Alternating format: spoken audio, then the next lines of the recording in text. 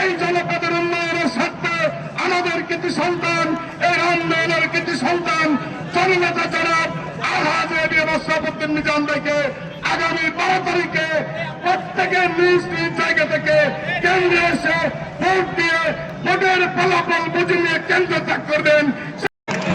ধানের শীষের সমর্থনে এবিএম আশরাফুদ্দিন নিজাম ভাইয়ের সমর্থনে আয়োজিত এই বিশাল নির্বাচনী জনসভার সম্মানিত সভাপতি উপস্থিত রামগতি আজকের জনসভার প্রধান অতিথি জননেতা জনাব শাহাবুদ্দিন সামলাই, সাধারণ সম্পাদক লক্ষ্মীপুর জেলা বিএনপি, উপজেলা বিএনপি, পৌরসভা বিএনপির বিভিন্ন পর্যায়ের নেতৃবৃন্দ, আমার সামনে উপস্থিত ধানের শীষের সমর্থনে আগত ভাই ও বোনেরা, আপনাদের সকলকে আমার ব্যক্তিগত পক্ষ থেকে রামগতি উপজেলা যুব দলের পক্ষ থেকে সংগ্রামী সালাম, শুভেচ্ছা এবং অভিনন্দন জানাচ্ছি।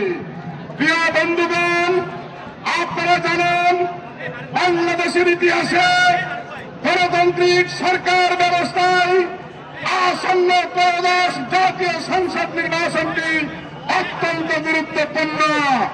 আমি জাতীয় পর্যায়ের কোন রাজনীতির বক্তব্য রাখবো না, আমি আপনাদেরকে শুধু একটি কথা বলবো, এই রামগতি কমলনগরের মানুষের দুঃখ দুর্দশা লাঘবের জন্য, নদী ভাঙা মানুষের পাশে দাঁড়ানোর জন্য, বুলুয়া নদী খননের লক্ষ্যে রামগতি কমলনগরের সর্বোপরি শান্তি শৃঙ্খলা রক্ষার স্বার্থে অতীতের মতো 2001 সালে আপনারা জাননি করে এবিএম আশরাফুদ্দিন নিজাম সাহেবকে ভোট দিয়ে সংসদে পাঠিয়েছেন।